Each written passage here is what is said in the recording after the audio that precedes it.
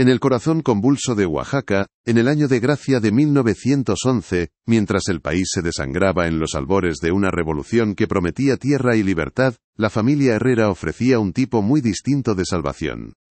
En los salones de su hacienda, bautizada con la piadosa ironía de «El Sagrado Consuelo», se hablaba de milagros.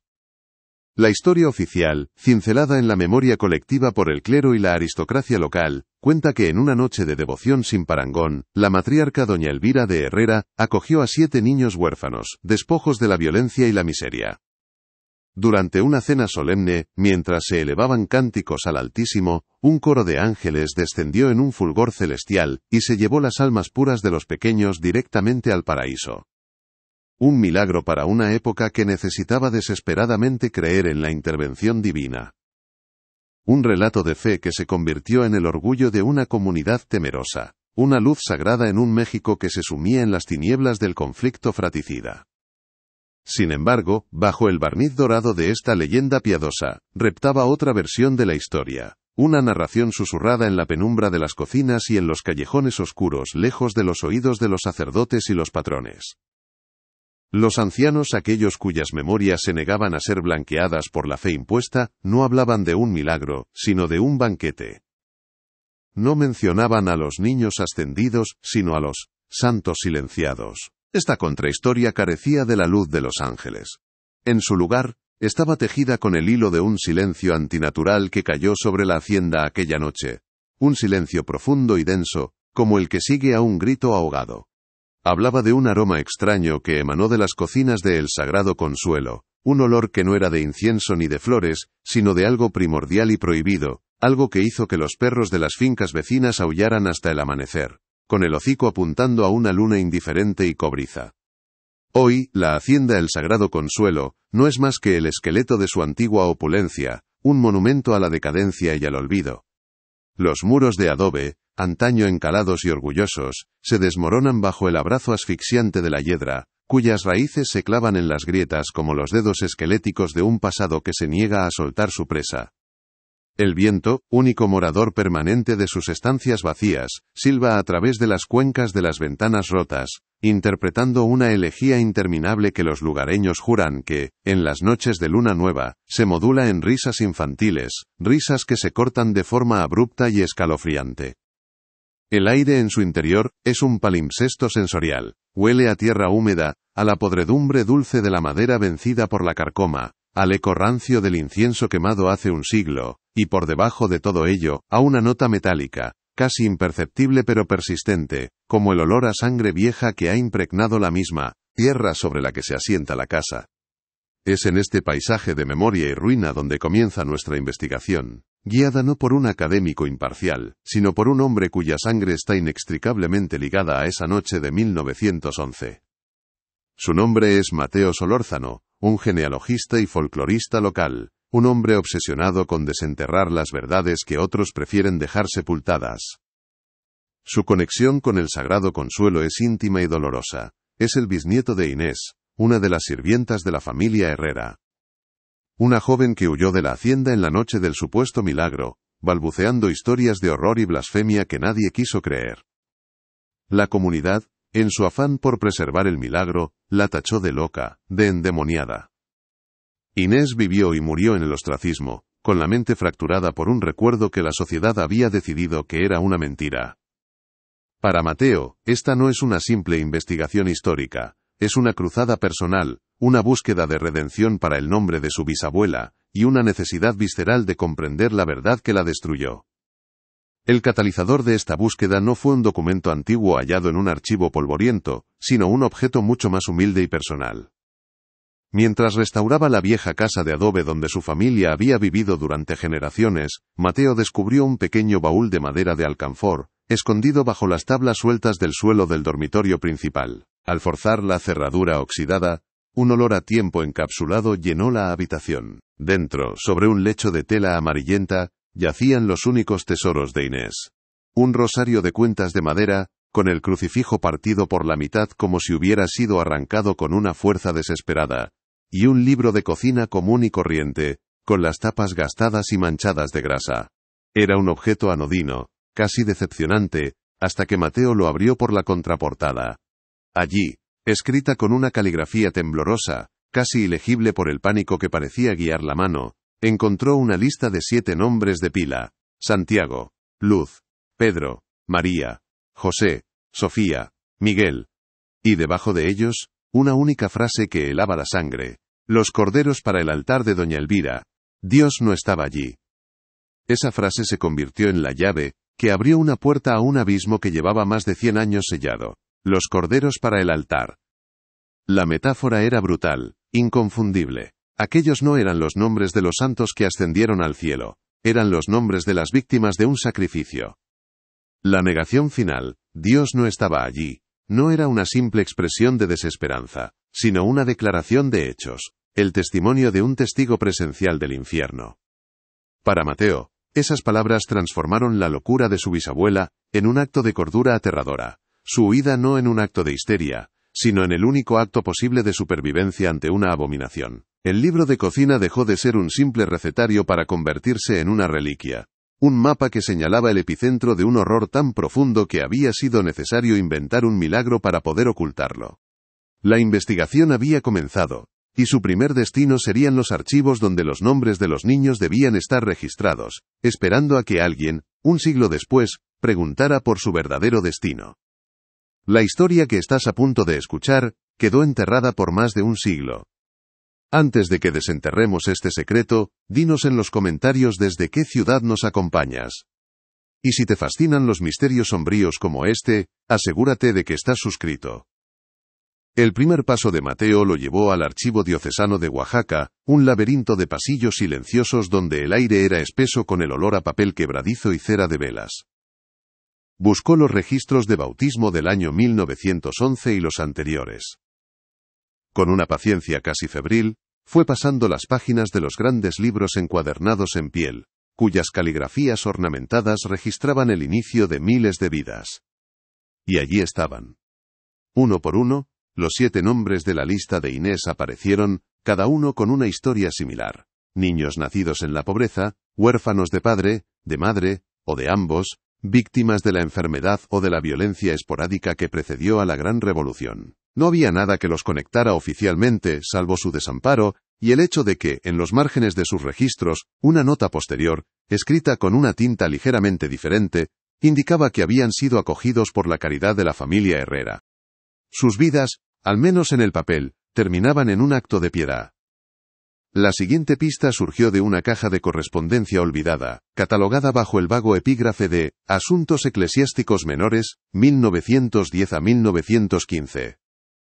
Dentro, Mateo encontró una serie de cartas escritas por un sacerdote rural, el padre Anselmo, dirigidas al obispado. La caligrafía del sacerdote era nerviosa, casi un arañazo sobre el papel, y sus palabras destilaban una angustia creciente. En ellas, expresaba su profunda inquietud por el fervor desviado de doña Elvira de Herrera. Describía cómo la matriarca, en su afán por proteger a su familia del caos revolucionario, había comenzado a organizar ritos privados en la capilla de la hacienda. Ceremonias a las que solo un círculo muy íntimo de familiares y allegados tenía acceso. El padre Anselmo hablaba de una teología sincrética y peligrosa que doña Elvira estaba desarrollando. Una mezcla de catolicismo ortodoxo con creencias paganas y un misticismo oscuro que, según él, bordeaba la herejía. Las cartas del padre Anselmo se volvían más desesperadas con el paso de los meses. Mencionaba cómo doña Elvira había empezado a referirse a los niños huérfanos que acogía no como protegidos, sino como santos en la tierra, vasijas de pureza inmaculada, cuya inocencia era, según ella, la única arma capaz de aplacar la ira de Dios y proteger a los justos de la violencia de los hombres. El sacerdote suplicaba una intervención del obispado, una visita, una investigación. Temía que el aislamiento de la hacienda y la creciente paranoia de la matriarca estuvieran creando un caldo de cultivo para una tragedia espiritual. La última carta, fechada apenas una semana antes de la noche del milagro, terminaba con una frase escalofriante. Temo que su interpretación del sacrificio eucarístico haya trascendido lo simbólico. Rezo para que mis miedos sean infundados, pero el silencio que emana de el sagrado consuelo es cada vez más pesado. No había respuesta del obispado en el archivo. O nunca la hubo, o fue convenientemente destruida. El silencio del obispado era, en sí mismo, una respuesta. Revelaba una complicidad, o al menos, una negligencia deliberada, nacida del miedo a enfrentarse a una familia tan poderosa e influyente como los Herrera, especialmente en tiempos tan inciertos. Para la Iglesia, era más fácil aceptar un milagro conveniente que investigar una herejía monstruosa. Mateo comprendió que el secreto no solo había sido guardado por la familia, sino por toda una estructura de poder, que prefirió mirar hacia otro lado. Este descubrimiento lo llevó a buscar en lugares donde la historia oficial no se atrevía a mirar. Los archivos de los conventos y monasterios que habían sido clausurados tras las leyes de reforma. Sabía que a menudo, estos lugares se convertían en depósitos no oficiales de documentos que la Iglesia consideraba problemáticos o comprometedores. Su búsqueda lo condujo a las ruinas de un antiguo convento de clausura en las sierras cercanas a Oaxaca. El lugar estaba abandonado, pero un viejo cuidador, cuya familia había servido allí durante generaciones, le permitió el acceso a la biblioteca, una sala abovedada donde los libros se pudrían lentamente en las estanterías. Pasó días enteros revisando legajos, diarios de abadesas y registros de donaciones, siguiendo el rastro de los Herrera. Y entonces, en el fondo de un arcón de madera carcomida, lo encontró. No era el libro de cocina de su bisabuela, sino otro. Un tomo mucho más grande y antiguo, encuadernado en cuero oscuro, casi negro, sin ningún título en el lomo. El cuero estaba extrañamente suave al tacto, casi como piel humana, y se cerraba con un broche de plata ennegrecida. Al abrirlo, el olor que se desprendió no fue el de papel viejo, sino algo más orgánico, un aroma dulzón y metálico que le revolvió el estómago. Este era el verdadero recetario de la familia Herrera, un libro que había pasado de generación en generación. Las primeras páginas contenían recetas tradicionales de la alta cocina oaxaqueña, moles complejos, estofados de fiesta, postres elaborados. La caligrafía era elegante, la de varias manos a lo largo de décadas, cada una añadiendo sus propios secretos culinarios. Era un testamento de la opulencia y el refinamiento de la familia. Mateo casi se sintió decepcionado, pensando que quizás había seguido una pista falsa, que la nota de su bisabuela era el delirio de una mente asustada. Pero entonces, al llegar al final del libro, encontró un capítulo separado del resto por una página en blanco. El título de este último capítulo, escrito con la caligrafía ampulosa y fanática de doña Elvira, lo cambió todo. Se titulaba Manjares para la Gracia Eterna. Lo que siguió no era cocina, era un grimorio. Las recetas, si se las podía llamar así, no hablaban de ingredientes que se pudieran encontrar en un mercado. Hablaban de la carne del inocente, el caldo de la pureza, y los huesos consagrados. No eran metáforas. Eran instrucciones. Instrucciones detalladas, metódicas y escalofriantemente piadosas, para la preparación ritual de un sacrificio humano. Cada paso estaba envuelto en un lenguaje teológico pervertido. Describía cómo purificar el cuerpo del santo mediante ayunos y oraciones antes del gran honor. Detallaba los cánticos que debían entonarse durante el despiece, cómo la sangre debía ser recogida en un cáliz de plata para ser transmutada, y cómo cada parte del cuerpo tenía un propósito simbólico en el banquete sagrado. El horror absoluto no residía solo en el acto del canibalismo, sino en la justificación teológica que lo sustentaba. Doña Elvira había creado su propia Eucaristía blasfema. En su mente delirante, consumiendo la pureza física de los niños, su familia y sus allegados no estaban cometiendo un asesinato, sino absorbiendo la santidad. Blindando sus almas contra el pecado y sus cuerpos contra la violencia de la revolución.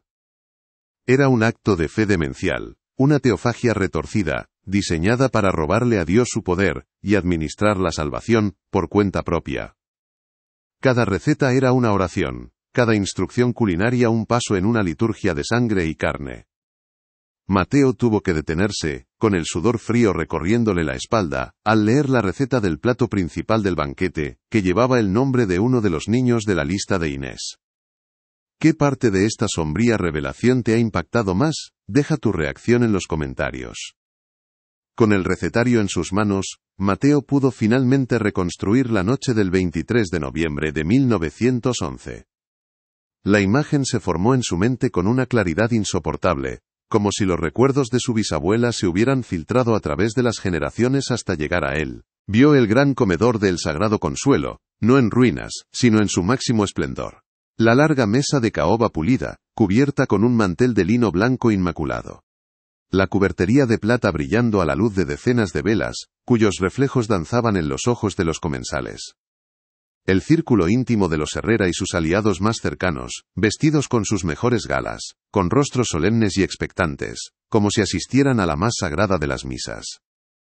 Vio a los 7 niños, vestidos con túnicas blancas, como pequeños acólitos, con el pelo recién peinado y una expresión de confundida reverencia en sus rostros.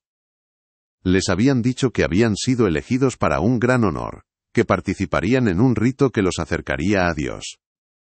Quizás incluso se sentían orgullosos, ajenos a la naturaleza del altar sobre el que estaban a punto de ser servidos. La atmósfera no era la de un crimen inminente, sino la de una ceremonia sagrada. El aire estaba cargado del aroma del incienso y el copal, mezclado con el olor de las especias exóticas que emanaban de la cocina, un velo olfativo diseñado para enmascarar el hedor de la atrocidad. En la cabecera de la mesa presidiendo la escena, estaba doña Elvira. No la imaginó como un monstruo sino como algo mucho más aterrador, una santa enajenada. Sus ojos negros brillaban con el fuego de una convicción absoluta, una locura mística que la había convencido de que era la mano derecha de un Dios sediento de sangre. Con voz firme y melodiosa, comenzó a recitar las oraciones del recetario, bendiciendo la mesa, bendiciendo a los comensales, y bendiciendo a los santos corderos, que estaban a punto de otorgarles la vida eterna. No había duda en su voz, no había un atisbo de culpa. Para ella, aquel era el acto de máxima piedad, la consumación de su fe retorcida. Y entonces, Mateo vio a su bisabuela Inés. Una joven de apenas 16 años, parada en el umbral de la puerta de servicio, con una bandeja de plata en sus manos temblorosas. Vio el momento exacto en que la comprensión golpeó su rostro. El momento en que el primer plato fue traído desde la cocina por el cocinero principal, un hombre cuyo rostro era una máscara de impasible complicidad. El momento en que Inés vio lo que contenía la fuente de plata. No era cordero. No era cerdo. Era algo inequívocamente, horriblemente humano. El grito de Inés quedó atrapado en su garganta, ahogado por el sonido de los cánticos religiosos que los comensales habían comenzado a entonar.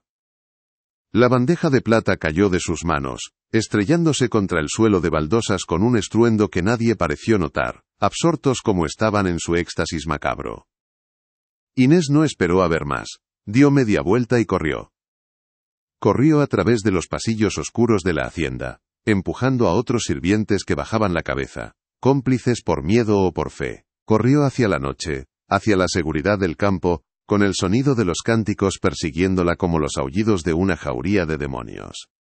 Su huida no fue solo una fuga física, fue una ruptura con la realidad, un exilio de un mundo donde los milagros y las monstruosidades podían ser una y la misma cosa. Lo que vio esa noche rompió algo dentro de ella para siempre, una herida en el alma que ninguna explicación, ninguna disculpa, podría jamás sanar. La verdad, ahora desenterrada, no trajo la paz que Mateo esperaba. Trajo consigo un peso, una oscuridad que se adhirió a su propia alma. El nombre de Inés había quedado limpio, al menos en su mente. Ya no era la loca del pueblo, sino la única superviviente cuerda de una casa de dementes. Pero esta victoria era solitaria y silenciosa. La historia era demasiado monstruosa, demasiado antigua para la justicia formal. No había a quien acusar, no había a quien castigar. Los perpetradores y sus cómplices llevaban mucho tiempo muertos, convertidos en polvo y en nombres en lápidas de mármol. El mal no había sido derrotado, simplemente se había consumido a sí mismo, dejando tras de sí un vacío, una mancha en la historia de Oaxaca. El linaje de los Herrera, aquel que doña Elvira había intentado proteger con un acto tan atroz, no prosperó. Se extinguió de forma abrupta y misteriosa apenas unas décadas después del banquete. Las enfermedades, los accidentes y la esterilidad se cebaron con la familia, como si la sangre que habían derramado hubiera envenenado sus propias venas. El Sagrado Consuelo fue abandonado, y la tierra a su alrededor se volvió extrañamente yelma. La gente del pueblo, sin saber los detalles pero sintiendo la mancha indeleble del lugar, comenzó a evitarlo, tejiendo a su alrededor un tapiz de leyendas y supersticiones para mantener la oscuridad a raya. El milagro de los Herrera se transformó lentamente en la leyenda negra de los santos silenciados. El folclore local, a su manera, había preservado la verdad. La gente cuenta hoy que si dejas un dulce en la verja oxidada de la entrada de la hacienda por la noche, por la mañana habrá desaparecido. No es un acto de caridad, sino un apaciguamiento. En el aniversario del banquete, algunas de las familias más antiguas todavía colocan 7 pequeñas cruces de sal en los alféizares de sus ventanas, no para celebrar un milagro, sino como un talismán para mantener alejado lo que sea que aún reside entre esos muros, esperando con una paciencia inhumana. Para Mateo la investigación ha terminado, pero la historia vivirá en él para siempre. El conocimiento de la verdad no lo ha liberado, lo ha convertido en el guardián de una pesadilla. Sufre de insomnio, y en las pocas horas en que consigue dormir, sus sueños lo llevan a esa mesa. Se ve sentado entre los comensales, frente a 7 platos vacíos, mientras la voz de doña Elvira resuena en la oscuridad. A veces, mientras trabaja en sus archivos, en el silencio de su estudio, cree oír el susurro de un niño pidiendo permiso para levantarse de la mesa. Ha limpiado el nombre de su bisabuela, pero al hacerlo, ha invitado a los fantasmas del Sagrado Consuelo a su propia casa. La pregunta final, la que resuena en los pasillos en ruinas de la hacienda y en los corredores oscuros de la mente de Mateo, permanece sin respuesta. Es la pregunta que se cierne sobre toda esta historia, una sombra que se alarga a través del tiempo. ¿Y si los santos silenciados nunca se fueron del todo?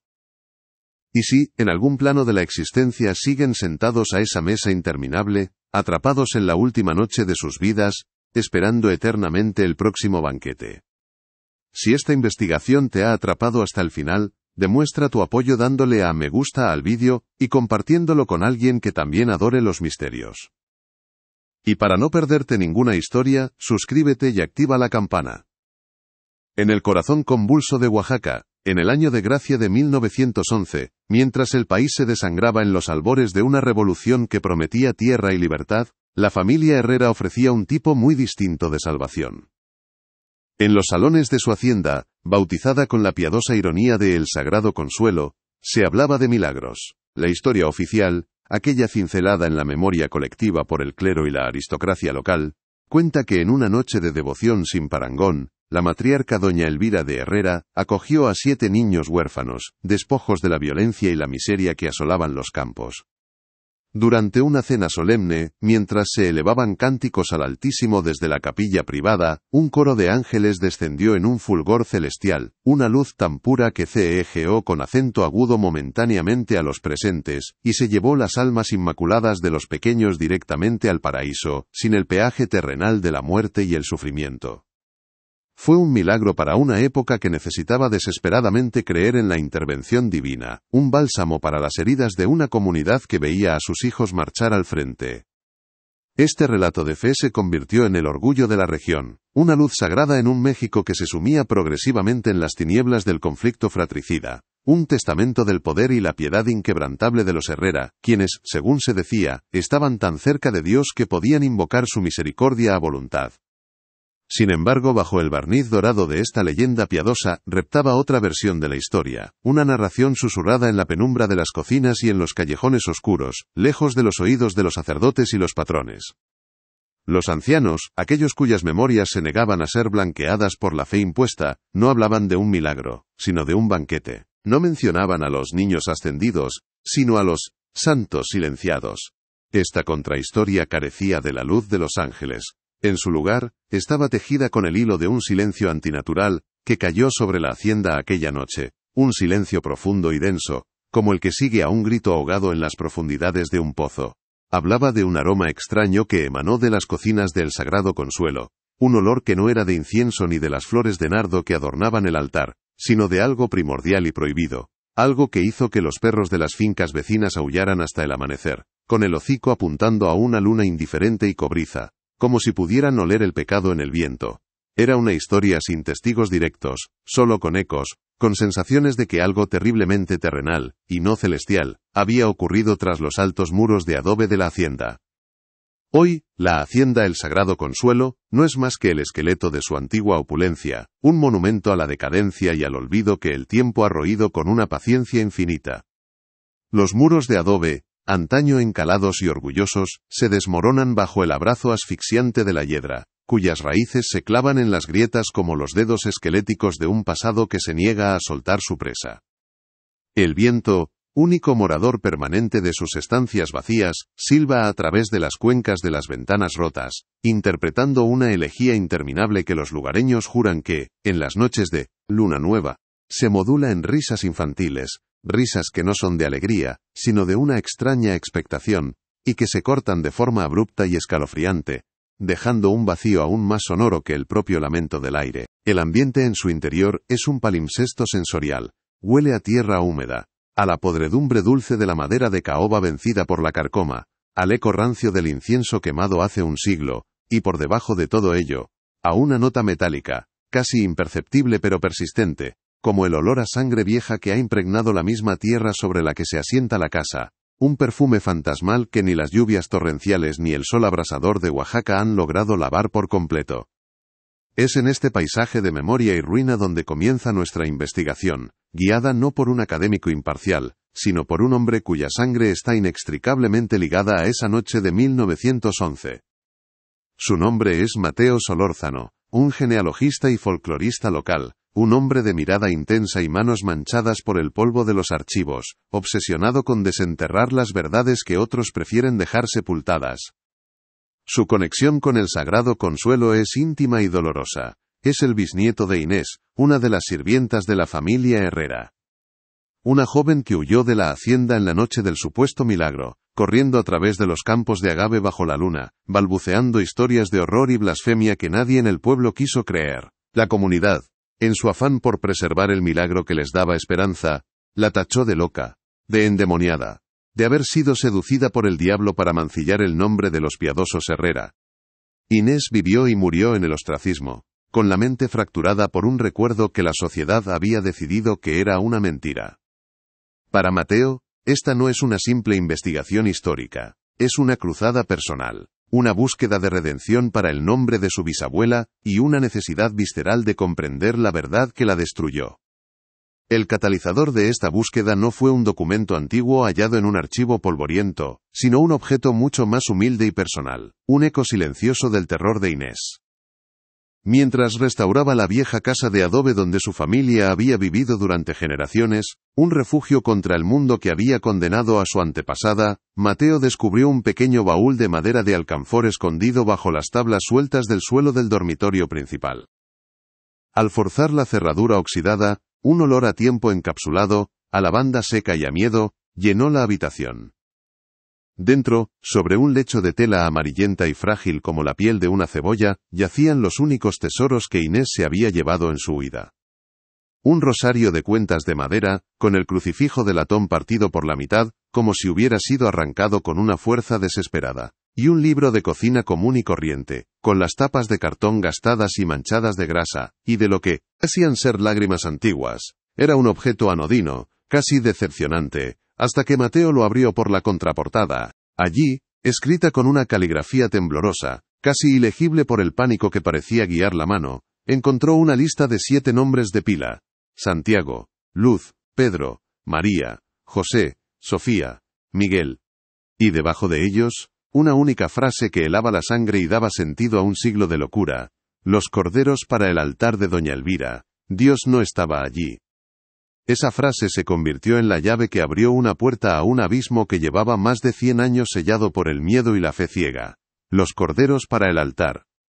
La metáfora era brutal, inconfundible, despojada de cualquier piedad cristiana, y anclada en la crudeza de un sacrificio pagano. Aquellos no eran los nombres de los santos que ascendieron al cielo en un haz de luz, eran los nombres de las víctimas de una ofrenda, el menú de una ceremonia profana. La negación final, Dios no estaba allí, no era una simple expresión de desesperanza o una crisis de fe, sino una declaración de hechos, el testimonio de un testigo presencial del infierno, la afirmación de que cualquier divinidad que hubiera presidido aquella cena no era la del cielo. Para Mateo, esas palabras transformaron la locura de su bisabuela en un acto de cordura aterradora, su huida no en un acto de histeria, sino en el único acto posible de supervivencia ante una abominación. El libro de cocina dejó de ser un simple recetario para convertirse en una reliquia, un mapa del tesoro macabro que señalaba el epicentro de un horror tan profundo que había sido necesario inventar un milagro para poder ocultarlo a plena vista. La investigación había comenzado, y su primer destino serían los archivos diocesanos, donde los nombres de los niños debían estar registrados, esperando a que alguien, un siglo después, preguntara por su verdadero y terrible destino. La historia que estás a punto de escuchar quedó enterrada por más de un siglo. Antes de que desenterremos este secreto, dinos en los comentarios desde qué ciudad nos acompañas. Y si te fascinan los misterios sombríos como este, asegúrate de que estás suscrito. El primer paso de Mateo lo condujo al Archivo Diocesano de Oaxaca, un laberinto de pasillos silenciosos donde el aire era espeso, casi masticable, con el olor a papel quebradizo, a cera de velas solidificada por décadas de devoción, y a la pátina invisible del tiempo. El silencio aquí no era pacífico, sino denso y vigilante, como si cada legajo, cada tomo encuadernado en piel de becerro, guardara un secreto que se resistía a ser perturbado. Mateo se movía con una reverencia casi furtiva, consciente de que no buscaba una simple acta de nacimiento, sino la grieta en la fachada de un milagro. El archivero, un hombre anciano cuya piel parecía tan reseca como los manuscritos que custodiaba, lo observó por encima de sus gafas con una mirada de desinterés profesional. Pero Mateo sintió bajo esa superficie la curiosidad de quien ha visto a muchos buscar respuestas en el pasado, y a pocos encontrarlas. Le indicó la sección correspondiente al decenio de 1900, un muro de estanterías de madera oscura que se combaban bajo el peso de miles de vidas reducidas a tinta y papel, y lo dejó solo con los fantasmas. Con una paciencia casi febril, una metodología forjada en años de rastrear linajes olvidados, Mateo comenzó su búsqueda. Los grandes libros de bautismo, con sus cubiertas rígidas y sus páginas de un amarillo quebradizo, crujían al ser abiertos como si exhalaran un suspiro de protesta. Fue pasando las hojas con la delicadeza de un cirujano, sus dedos rozando las caligrafías ornamentadas que registraban el inicio de miles de vidas anónimas. Y allí estaban. Uno por uno, como espectros que acudían a su llamada, los 7 nombres de la lista de Inés aparecieron. Santiago, hijo de una lavandera fallecida por la tisis. Luz, abandonada en los escalones de una iglesia. Pedro y María, hermanos cuyos padres habían sido víctimas de una disputa de tierras. José, Sofía, Miguel, cada nombre, una pequeña tragedia, un eslabón en la cadena de miseria que la inminente revolución prometía romper. No había nada que los conectara oficialmente, salvo su desamparo y un detalle que hizo que un escalofrío recorriera la espina dorsal de Mateo. En el margen de cada uno de sus registros, una nota posterior, escrita con una tinta ligeramente más oscura y una mano distinta, más apresurada, indicaba que habían sido acogidos por la caridad de la ilustre familia Herrera. Sus vidas, al menos en el papel, terminaban en un acto de piedad. Era una historia demasiado perfecta, una costura demasiado visible en el tapiz de la historia. La siguiente pista, la que comenzó a deshilachar de verdad aquella costura, surgió de un lugar inesperado. En una sala trasera, entre pilas de documentos que aún esperaban ser catalogados, encontró una caja de madera apolillada con una etiqueta casi ilegible. Asuntos eclesiásticos menores, 1910 a 1915. Era el tipo de contenedor que los historiadores suelen pasar por alto, un cajón desastre para la burocracia divina sin importancia. Pero Mateo, guiado por una intuición que era casi una herencia de su bisabuela, sintió una atracción magnética hacia ella. Al levantar la tapa, una nube de polvo danzó en el haz de luz que se colaba por un ventanuco, y el olor a encierro y a olvido se intensificó. Dentro, atadas con una cinta de tela descolorida, encontró una serie de cartas escritas por un sacerdote rural, el padre Anselmo, dirigidas al obispado de Oaxaca. La caligrafía del sacerdote era nerviosa, casi un arañazo sobre el papel, las letras inclinadas hacia adelante como si huyeran de la propia mano que las escribía. Sus palabras no hablaban de milagros, sino que destilaban una angustia creciente, un pánico contenido que parecía sangrar a través de la tinta. En las primeras misivas el padre Anselmo expresaba su profunda inquietud por el fervor desviado de doña Elvira de Herrera. Describía con una mezcla de respeto y temor cómo la matriarca, en su afán por proteger a su familia del caos revolucionario que se cernía sobre México, había comenzado a organizar ritos privados en la capilla de la hacienda. Eran ceremonias a las que solo un círculo muy íntimo de familiares y allegados tenía acceso, y de las que el propio sacerdote había sido sutilmente excluido. El padre Anselmo hablaba con preocupación de una teología sincrética y peligrosa que doña Elvira estaba desarrollando en el aislamiento de su feudo. Era una mezcla inquietante de catolicismo ortodoxo con creencias paganas ancestrales y un misticismo oscuro que, según él, bordeaba peligrosamente la herejía. Mencionaba altares adornados no solo con flores, sino también con hierbas extrañas y símbolos que no reconocía en ninguna liturgia oficial. Y cánticos en una lengua que no era ni latín ni español, sino algo más antiguo, más gutural. Las cartas del padre Anselmo se volvían más desesperadas con el paso de los meses, su caligrafía cada vez más errática. Denunciaba, con un miedo palpable a ser considerado él mismo un loco, cómo doña Elvira había empezado a referirse a los niños huérfanos que acogía no como protegidos, ni siquiera como hijos adoptivos, sino como santos en la tierra, como vasijas de pureza inmaculada. Según la doctrina que ella misma había concebido, la inocencia de estos niños era la única arma capaz de aplacar la ira de un Dios que castigaba a México con la guerra. Eran, en sus palabras, ofrendas vivientes, cuya mera presencia santificaba el sagrado consuelo. El sacerdote suplicaba una intervención del obispado, una visita pastoral, una investigación formal. Temía que el aislamiento de la hacienda, la creciente paranoia de la matriarca, y la ciega lealtad de su familia, estuvieran creando un caldo de cultivo para una tragedia espiritual de proporciones inimaginables. La última carta, fechada apenas una semana antes de la noche del supuesto milagro, terminaba con una frase que a Mateo le pareció un epitafio escrito por adelantado. Temo que su interpretación del sacrificio eucarístico haya trascendido lo simbólico. Rezo para que mis miedos sean infundados, pero el silencio que emana de el sagrado consuelo es cada vez más pesado, más antinatural. Mateo buscó frenéticamente una respuesta del obispado en el archivo. No había ninguna. Ni una nota, ni una amonestación, ni un acuse de recibo. El grito de advertencia del padre Anselmo se había perdido en un vacío burocrático, o algo mucho peor. El silencio de la Iglesia era en sí mismo una respuesta.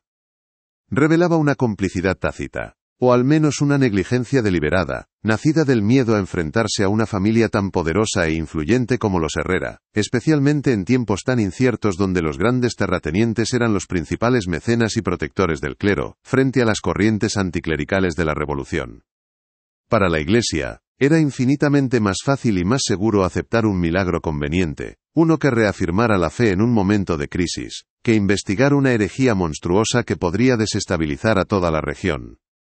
El milagro no solo ocultaba el crimen, también protegía a la institución. Mateo comprendió con una claridad desoladora que el secreto no solo había sido guardado por la familia, sino por toda una estructura de poder que prefirió mirar hacia otro lado y santificar el horror antes que confrontarlo. Este descubrimiento fue un punto de inflexión. Si la historia oficial estaba corrupta en su misma fuente, tendría que buscar en los márgenes, en los lugares donde la verdad no oficial era desterrada. Su investigación lo llevó a buscar en los archivos de los conventos y monasterios que habían sido clausurados tras las leyes de reforma, décadas atrás. Sabía por su experiencia como folclorista que, a menudo, estos lugares se convertían en depósitos no oficiales de documentos que la Iglesia consideraba problemáticos, comprometedores o simplemente demasiado extraños para el canon. Eran los desvanes de la fe, los cementerios de las historias incómodas. Siguiendo un rumor, una leyenda local sobre una abadesa que mantenía correspondencia con doña Elvira, su búsqueda lo condujo a las ruinas de un antiguo convento de clausura en las sierras cercanas a Oaxaca, un esqueleto de piedra devorado por la vegetación. El lugar estaba abandonado a los elementos, pero un viejo cuidador, cuya familia había servido allí durante generaciones, un hombre que parecía una extensión de las propias ruinas, le permitió el acceso a la biblioteca por unas cuantas monedas, y la promesa de no llevarse nada. La sala era una cripta para libros. Una estancia abovedada donde los volúmenes se pudrían lentamente en las estanterías, sus lomos agrietados y sus páginas hinchadas por la humedad. El aire era una mezcla densa del olor a moho, a papel en descomposición y a la madera de cedro de los estantes, un perfume de conocimiento moribundo. Pasó días enteros en aquel purgatorio de papel, revisando legajos, diarios de abadesas y registros de donaciones, siguiendo el rastro casi borrado de la influencia de los Herrera. El polvo se le metía en los pulmones, la luz mortecina forzaba su vista, y la desesperanza comenzaba a hacer mella en su determinación. Y entonces, cuando estaba a punto de rendirse, lo encontró. No estaba en una estantería, sino en el fondo de un arcón de madera carcomida, oculto bajo un montón de hábitos raídos y reliquias sin valor. No era el libro de cocina de su bisabuela, sino otro, un tomo mucho más grande y antiguo, encuadernado en un cuero oscuro casi negro, sin ningún título en el lomo. El cuero era extrañamente suave al tacto, flexible y cálido, con una textura porosa que recordaba de forma inquietante a la piel humana.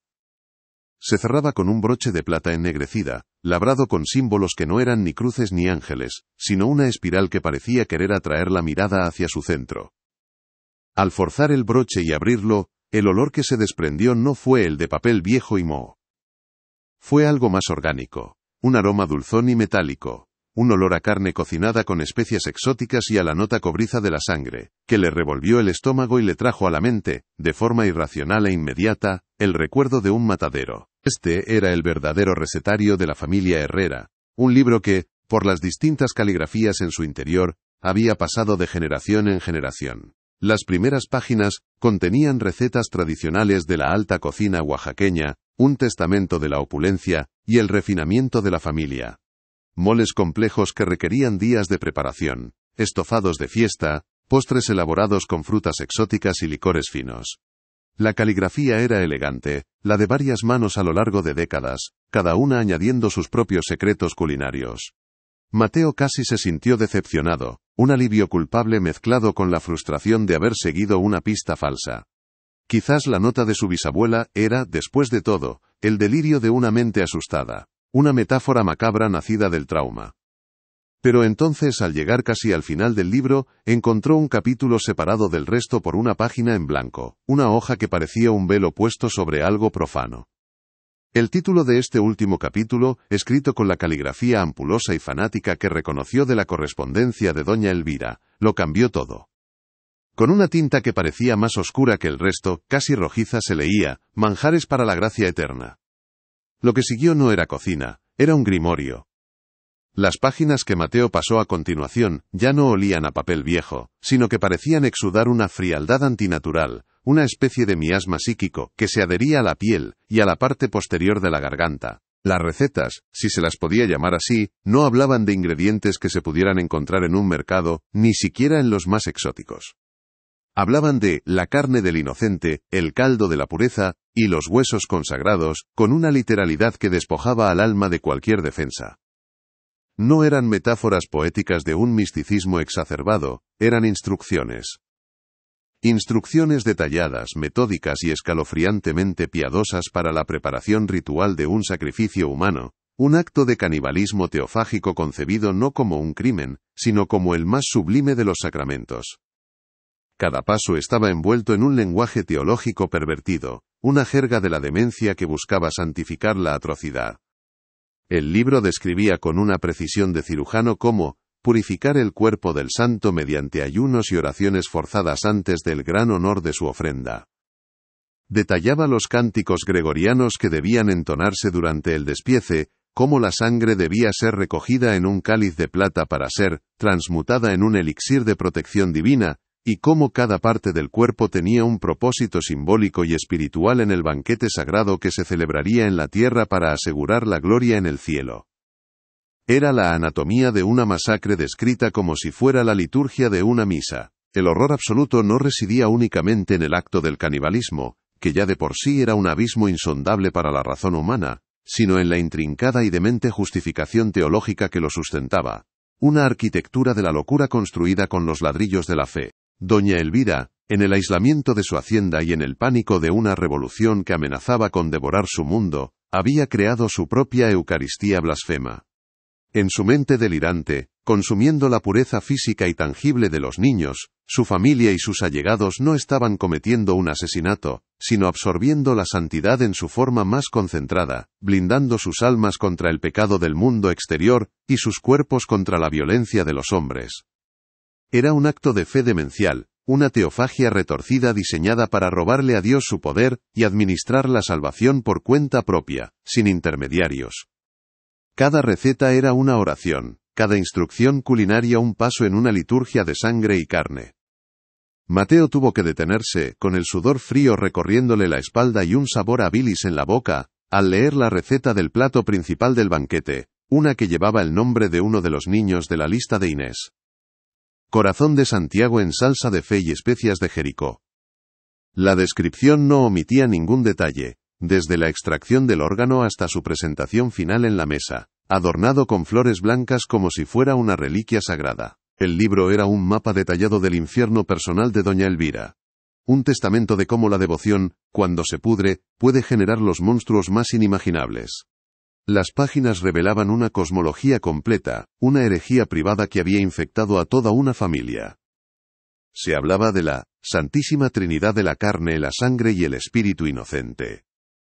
Se describían rituales de ayuno y confesión a los que los comensales debían someterse antes del banquete para ser dignos de recibir el don de la pureza. Había incluso un apéndice con dibujos anatómicos de un cuerpo infantil, con líneas de puntos indicando los cortes ritualmente correctos, similares a los diagramas de despiece de un animal, pero con anotaciones en latín macarrónico que hacían referencia a pasajes bíblicos retorcidos para justificar cada incisión. Mateo se dio cuenta de que no estaba ante el diario de una simple asesina, sino ante el evangelio de una nueva y terrible religión, una en la que la salvación no se alcanzaba mediante el arrepentimiento, sino mediante la asimilación literal de la virtud ajena.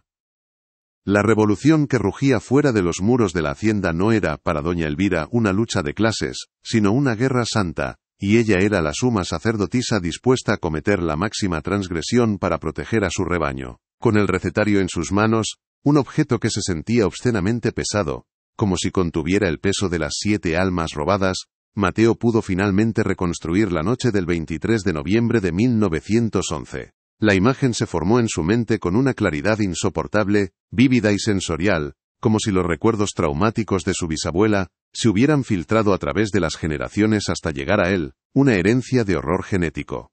Vio el gran comedor de El Sagrado Consuelo, no en las ruinas que conocía, sino en su máximo y opulento esplendor. La larga mesa de caoba pulida, tan brillante que reflejaba la luz de las velas como un estanque de aguas negras. Cubierta con un mantel de lino blanco inmaculado, traído de Flandes. La cubertería de plata, recién bruñida por manos nerviosas de sirvientes que sabían o intuían, brillando a la luz de decenas de velas en candelabros de bronce, cuyos reflejos danzaban en los ojos febriles de los comensales. Allí estaban, el círculo íntimo de los Herrera y sus aliados más cercanos, la élite de la región, vestidos con sus mejores galas, con rostros solemnes y expectantes, como si asistieran a la más sagrada de las misas, y no al más atroz de los crímenes. Vio a los 7 niños. No los vio como víctimas aterrorizadas, al menos no al principio.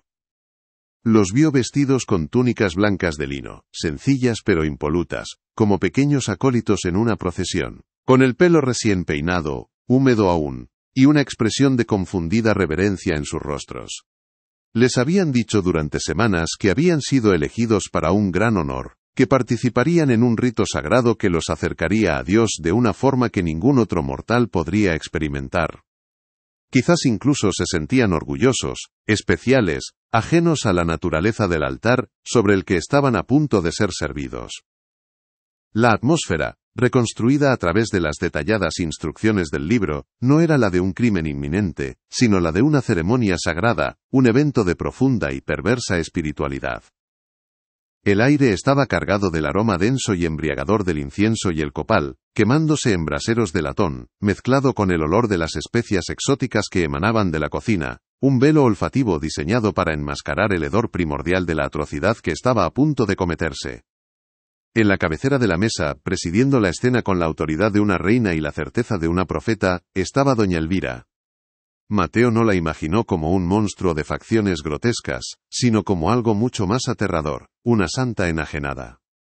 una mujer de una belleza severa, con el pelo negro recogido en un moño austero del que no escapaba ni un solo mechón. Sus ojos negros, profundos y enormes, brillaban con el fuego de una convicción absoluta, una locura mística que la había convencido de que era la mano derecha de un dios sediento de sangre, un dios que exigía sacrificios paganos a cambio de su protección, con voz firme y melodiosa, una voz acostumbrada a dar órdenes y a ser obedecida sin réplica. Comenzó a recitar las oraciones del recetario, bendiciendo la mesa, bendiciendo a los comensales y bendiciendo a los santos corderos, que estaban a punto de otorgarles la vida eterna a través de su propia aniquilación. No había duda en su voz, no había un atisbo de culpa o vacilación. Para ella, aquel era el acto de máxima piedad, la consumación de su fe retorcida, la única salvación posible en un mundo que se desmoronaba. Y entonces, en el umbral de la puerta de servicio que comunicaba con la cocina, una puerta que actuaba como frontera entre la normalidad y la abominación, Mateo vio a su bisabuela, Inés. Una joven de apenas 16 años, con el rostro aún infantil, parada en la penumbra, sosteniendo una pesada bandeja de plata con jarras de agua fresca. Sus manos temblaban, no por el peso, sino por el zumbido de una energía terrible que impregnaba la estancia. Vio el momento exacto en que la comprensión golpeó su rostro, no como una revelación gradual, sino como un impacto físico.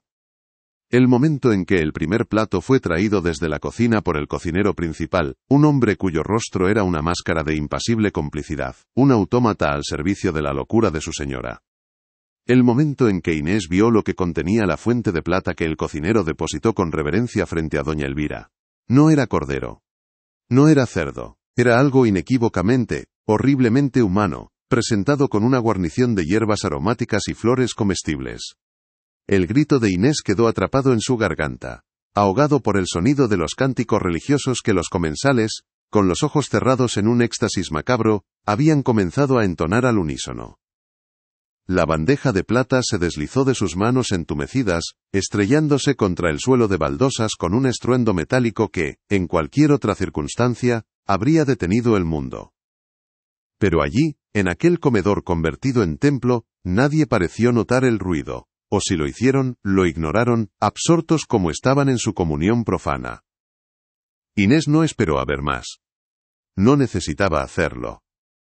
La imagen de aquel plato, la comprensión de lo que significaban los otros 6 niños esperando en silencio en la capilla, se grabó a fuego en su mente para siempre. Dio media vuelta y corrió. Corrió a través de los pasillos oscuros de la hacienda, empujando a otros sirvientes que bajaban la cabeza y apartaban la mirada, cómplices por miedo o por una fe igualmente retorcida. Corrió hacia la noche, hacia la seguridad incierta del campo, con el sonido de los cánticos persiguiéndola como los aullidos de una jauría de demonios.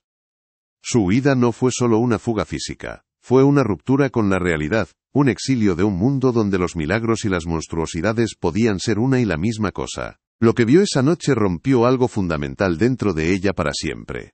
Una herida en el alma que ninguna explicación, ninguna disculpa podría jamás sanar. La verdad, ahora desenterrada y expuesta bajo la luz cruda de la investigación de Mateo, no trajo la paz que él esperaba. No hubo una catarsis, ni una sensación de justicia cumplida. En su lugar, trajo consigo un peso, una oscuridad tangible que se adhirió a su propia alma, como el hollín de un incendio antiguo. El nombre de Inés había quedado limpio, al menos en su mente y en la narrativa que él estaba construyendo. Ya no era la loca del pueblo, la blasfema, sino la única superviviente cuerda de una casa de dementes, una Casandra cuyo terrible vaticinio nadie quiso escuchar. Pero esta victoria era solitaria y silenciosa, una verdad susurrada a los fantasmas. La historia era demasiado monstruosa, demasiado antigua para la justicia formal. No había a quien acusar. No había a quien castigar. Los perpetradores y sus cómplices llevaban mucho tiempo muertos, convertidos en polvo y en nombres venerables grabados en lápidas de mármol en el cementerio de la ciudad. El mal no había sido derrotado, simplemente se había consumido a sí mismo, dejando tras de sí un vacío, una mancha indeleble en la historia de Oaxaca. El linaje de los Herrera, aquel que doña Elvira había intentado proteger y santificar con un acto tan atroz, no prosperó.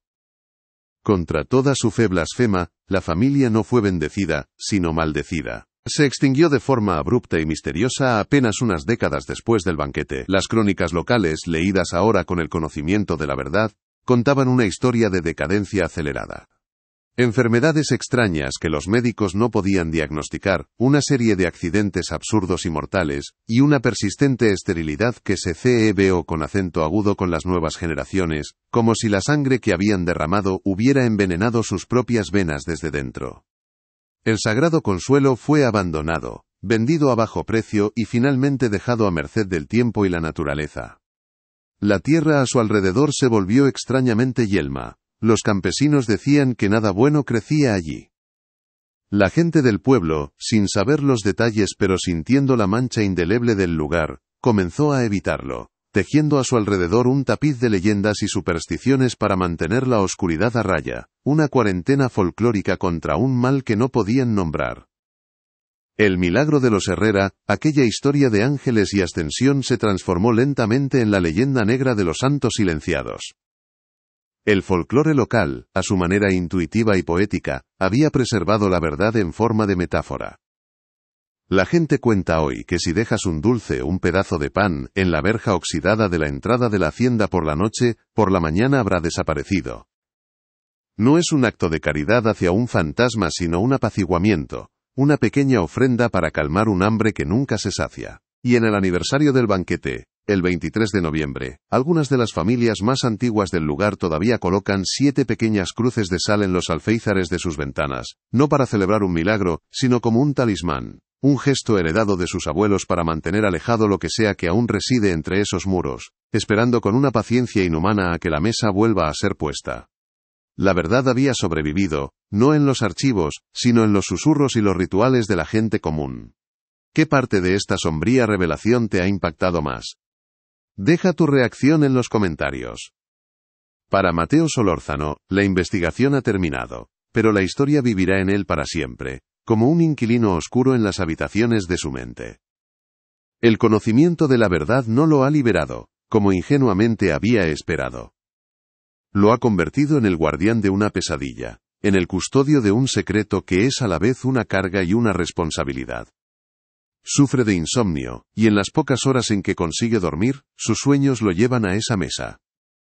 Se ve sentado entre los comensales, con sus rostros pálidos y sus ojos vacíos, frente a 7 platos de porcelana vacíos, mientras la voz melodiosa y terrible de doña Elvira resuena en la oscuridad, recitando las recetas del libro.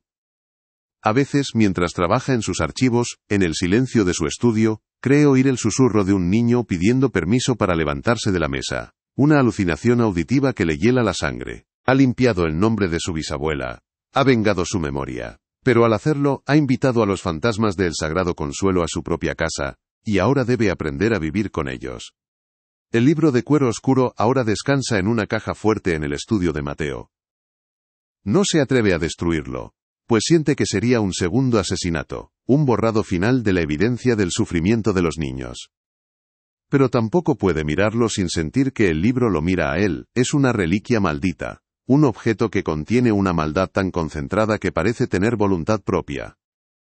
A veces por la noche, le parece oír el crujido de sus páginas como si se estuviera reescribiendo solo, añadiendo nuevos capítulos a su liturgia de horror.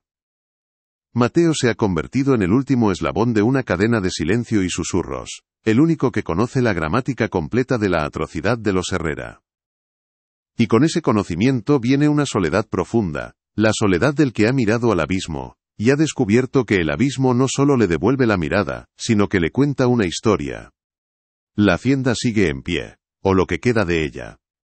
Un recordatorio silencioso y en ruinas de que el mal más extremo no siempre se presenta con cuernos y cola, sino a veces con el rostro de la piedad y el lenguaje de la oración. Los lugareños siguen evitando el lugar, especialmente de noche, cuando el viento que se cuela por las ventanas rotas parece llevar consigo el eco de cánticos antiguos y el llanto ahogado de un niño. La historia oficial del milagro se ha desvanecido casi por completo, reemplazada por la leyenda más oscura y, sin saberlo, más precisa. La tierra misma parece recordar. Los árboles crecen torcidos, alejándose de los muros de la casa, y las flores silvestres que brotan en primavera nunca lo hacen dentro del perímetro de la vieja hacienda. Es una tierra estigmatizada, un lugar donde la naturaleza misma parece guardar luto o sentir miedo. La pregunta final, la que resuena en los pasillos en ruinas de la hacienda y en los corredores oscuros de la mente de Mateo, permanece sin respuesta, flotando en el aire denso de Oaxaca como el polvo en un rayo de sol.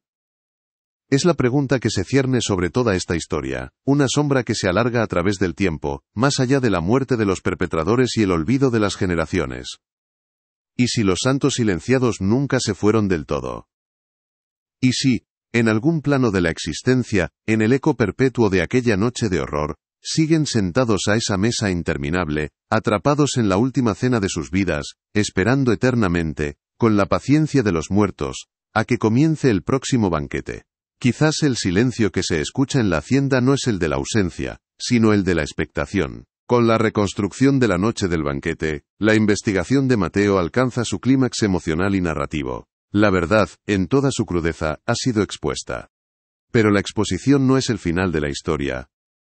El mal deja cicatrices, no solo en sus víctimas directas, sino en la tierra, en la memoria colectiva, y en aquellos que se atreven a desenterrar sus huesos. El siguiente paso en nuestra crónica será explorar las consecuencias de esta revelación, el legado que perdura más allá de la tumba. Veremos cómo el conocimiento de la verdad transforma a Mateo, no en un héroe victorioso, sino en un hombre atormentado, un guardián de una historia que nunca podrá compartir del todo. Analizaremos cómo el folclore local, sin conocer los detalles, logró preservar la esencia del horror, convirtiendo un crimen en un cuento de fantasmas, una forma de advertencia para las generaciones futuras.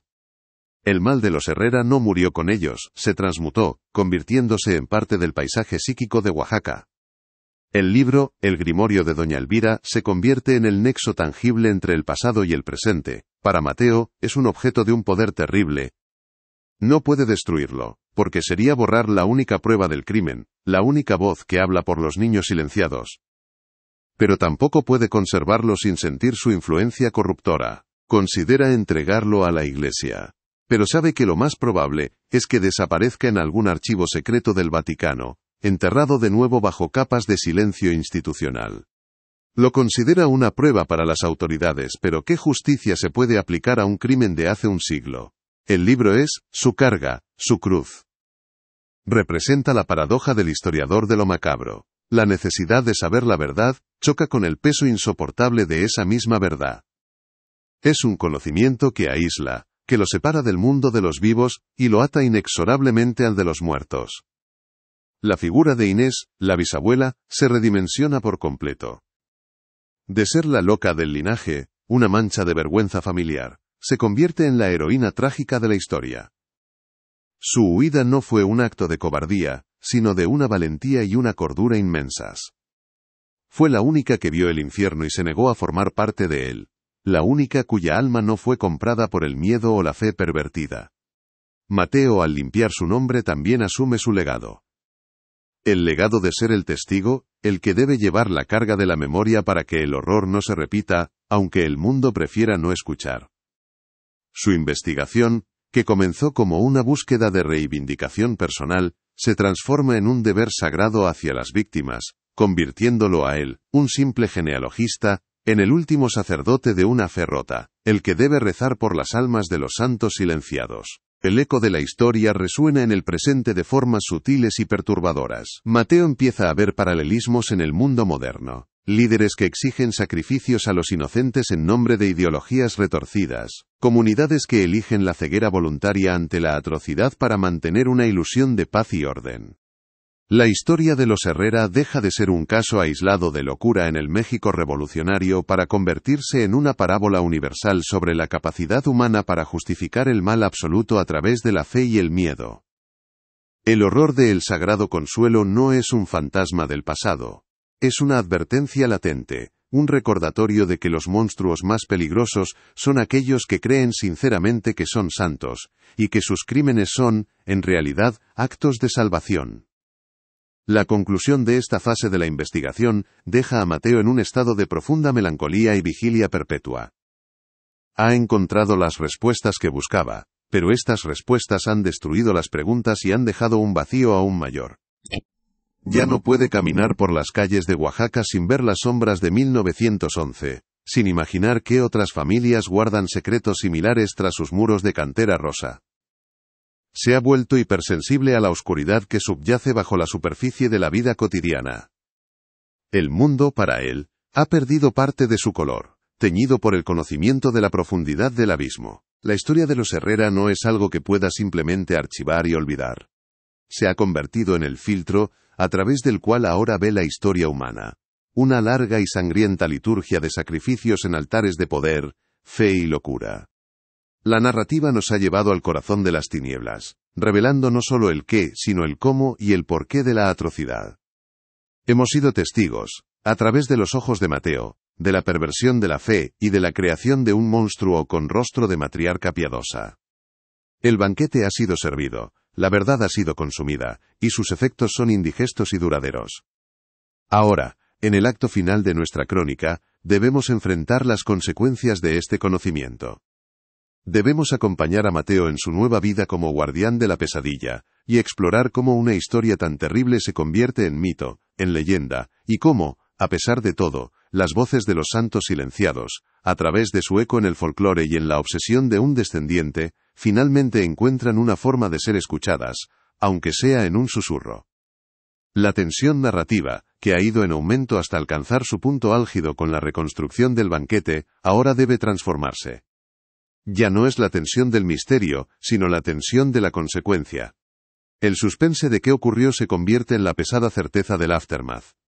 ¿Qué se hace con una verdad tan monstruosa? ¿Cómo se sigue viviendo sabiendo que la historia de tu propia sangre está entrelazada con un horror de esta magnitud? La cámara, por así decirlo, se aleja de la mesa del banquete y se enfoca en el rostro de Mateo, sentado solo en su estudio, rodeado de los fantasmas que ha convocado desde el pasado.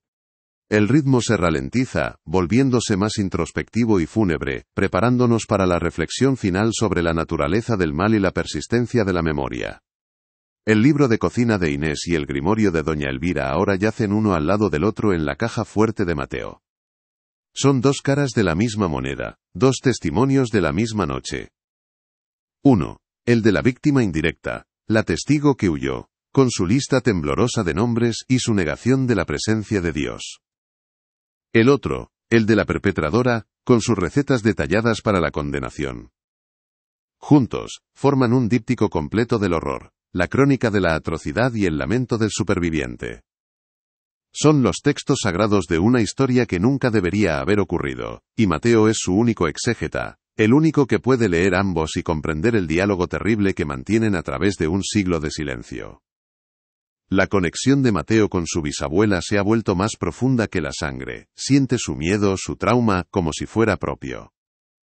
Entiende por qué su mente se fracturó, por qué pasó el resto de su vida mirando por encima del hombro, asustada de las sombras y del fervor religioso. Inés no estaba loca. Estaba demasiado cuerda en un mundo que había perdido la razón. Vivió el resto de su vida en el exilio de la verdad. Una verdad que la aisló de todos los que la rodeaban. Y ahora, un siglo después, Mateo se encuentra en un exilio similar, poseedor de un conocimiento que lo separa de los demás. Un conocimiento que no puede compartir sin ser tachado, como ella, de loco o de blasfemo. La historia se ha repetido, no en el acto, sino en la carga del testimonio. Finalmente, la investigación de Mateo nos obliga a confrontar la naturaleza del silencio colectivo, el silencio de los sirvientes que no huyeron. El silencio del padre Anselmo tras su última carta sin respuesta. El silencio del obispado, que prefirió un milagro conveniente a una verdad escandalosa. El silencio de la comunidad que eligió el ostracismo de una joven aterrorizada, antes que cuestionar a una familia poderosa. El banquete de los santos silenciados no fue solo obra de «El banquete ha terminado», pero su eco es eterno. Para Mateo Solórzano, la verdad no ha sido un bálsamo, sino un veneno de acción lenta que ha comenzado a circular por las venas de su propia existencia. El conocimiento, lejos de liberarlo, lo ha encadenado a la misma mesa donde su bisabuela presenció el inicio del fin. La reivindicación del nombre de Inés se ha logrado, pero a un coste terrible. Ha heredado su trauma, convirtiéndose en el depositario de una memoria tan atroz que fractura la percepción de la realidad. Ya no puede mirar un libro de cocina sin sentir un escalofrío, ni escuchar los cánticos de una iglesia sin que una disonancia macabra resuene en su interior. se ha convertido en un hombre que vive entre dos mundos, el de la luz del sol de Oaxaca, y el de la penumbra perpetua del comedor de El Sagrado Consuelo. La investigación no ha cerrado una herida, la ha abierto en su propia alma, y ahora debe aprender a vivir con el sangrado constante de una verdad que es, en sí misma, una condena. El silencio que ahora busca, no es el de los archivos, sino uno que pueda acallar los susurros de 7 niños que ahora habitan en su mente. La justicia, en su forma humana y legal, es impotente ante los crímenes del tiempo. Los Herrera, la estirpe que doña Elvira intentó blindar con sangre inocente, no encontraron la gracia eterna, sino una aniquilación terrenal lenta y metódica. Su linaje, en una ironía que sólo el destino o una maldición podrían escribir, se marchitó como una planta en tierra envenenada. Las crónicas sociales de las décadas siguientes hablan de muertes prematuras, de accidentes inexplicables, de una esterilidad que se extendió como una plaga por las ramas de su árbol genealógico, hasta que la última de ellas se secó y se quebró en el olvido. La hacienda El Sagrado Consuelo se convirtió en el mausoleo de su propia decadencia, un monumento a la arrogancia de una fe que creyó poder negociar con el cielo utilizando la carne de los desamparados como moneda. La tierra misma parece haber absorbido la mancha del pecado. Los campesinos locales juran que las cosechas nunca volvieron a ser las mismas en los campos que la rodean, que el agua de sus pozos adquirió un regusto metálico, y que los animales se niegan a pastar cerca de sus muros derruidos, como si un instinto primordial les advirtiera de la profanación indeleble que yace bajo sus cimientos. El milagro, despojado de su velo sagrado por la verdad desenterrada, no desapareció, se transmutó. La memoria colectiva, incapaz de procesar el horror literal, lo transformó en la leyenda oscura de los santos silenciados. El folclore, ese guardián intuitivo de las verdades que la historia oficial no se atreve a contar, preservó la esencia del crimen, en forma de rituales y supersticiones. La ofrenda de dulces en la verja oxidada ya no es un gesto cristiano, sino un eco pagano de un apaciguamiento, una pequeña dádiva para saciar un hambre que, se intuye, nunca fue satisfecha. Las 7 cruces de sal que aparecen en los alféizares cada 23 de noviembre, no son para celebrar una ascensión celestial, sino para sellar las casas contra algo que podría querer entrar, un talismán contra una memoria hambrienta que vaga por el pueblo en el aniversario de su martirio. La comunidad, sin saberlo, ha estado realizando un exorcismo prolongado durante más de un siglo, intentando purificar el aire de un pecado cuyo nombre exacto han olvidado, pero cuya presencia aún sienten en la médula de sus huesos cuando cae la noche. En el corazón de la nueva existencia de Mateo, 2 objetos mantienen un diálogo silencioso y terrible. El humilde libro de cocina de su bisabuela Inés y el opulento grimorio de doña Elvira descansan ahora juntos en la oscuridad de una caja fuerte, un díptico que encapsula la totalidad de la tragedia. Uno, es el testimonio del horror visto desde el umbral, un grito ahogado en una lista de nombres y una negación de Dios. El otro es el Evangelio de la atrocidad, la justificación teológica de la barbarie, escrito con la caligrafía de una santa demente. Son el anverso y el reverso de la misma noche, la crónica del crimen y el lamento del superviviente. Mateo se ha convertido en su único custodio, el único capaz de leer ambos textos, y entender la conversación profana que mantienen a través del tiempo. Destruirlo sería cometer un segundo crimen, borrar la única prueba, silenciar a las víctimas por segunda vez. Conservarlos es invitar a su influencia a su hogar, sentir el peso de su cuero, que parece respirar en la oscuridad, y el temblor de sus páginas, que susurran recetas de condenación. La historia del Sagrado Consuelo trasciende así los límites de un caso histórico local, para convertirse en una parábola sombría sobre la naturaleza humana. Es un recordatorio brutal de cómo la fe, cuando se divorcia de la compasión, puede convertirse en la más eficiente de las arquitecturas para el mal. Doña Elvira no era un monstruo irracional, era algo mucho más peligroso, una visionaria de su propia y terrible religión. Una mujer que amaba tanto a su familia que estuvo dispuesta a sacrificar el mundo entero en su altar privado. Su crimen no fue solo un acto de canibalismo, sino un acto de soberbia teológica, la creencia de que podía reescribir los mandamientos con la sangre de los inocentes. Y el silencio que la rodeó, el de su familia, el de sus sirvientes, el de la iglesia, el de la comunidad, Es quizás el personaje más aterrador de esta historia, un cómplice mudo que demuestra que el mal más atroz no necesita ejércitos, solo la aquiescencia de aquellos que eligen mirar hacia otro lado para preservar su paz, su orden o su conveniente milagro. El sol se pone sobre Oaxaca, y las ruinas de El Sagrado Consuelo se disuelven en las sombras. Mateo cierra su estudio, pero sabe que la noche no le traerá descanso, solo una vigilia poblada por los fantasmas que ha invitado a su vida. Ha respondido a la pregunta de qué le ocurrió a su bisabuela, pero al hacerlo, ha abierto una puerta a una pregunta mucho más grande y aterradora, una que resuena en los pasillos vacíos de la hacienda y en el silencio de su propio corazón. El banquete terminó, los comensales se han ido, los platos fueron retirados, pero la mesa sigue puesta en algún pliegue oscuro del tiempo. La pregunta final, la que se cierne sobre esta historia como un sudario, permanece sin respuesta, flotando en el aire denso como el aroma fantasma de especias prohibidas. ¿Y si los santos silenciados nunca se fueron del todo? ¿Y si, en el eco eterno de aquella noche, siguen sentados a esa larga mesa de caoba, atrapados en un instante de terror y confusión, esperando eternamente, con la paciencia infinita de los muertos, a que se sirva el próximo plato? Si esta investigación te ha atrapado hasta el final, demuestra tu apoyo dándole a me gusta al vídeo, y compartiéndolo con alguien que también adore los misterios. Y para no perderte ninguna historia, suscríbete y activa la campana.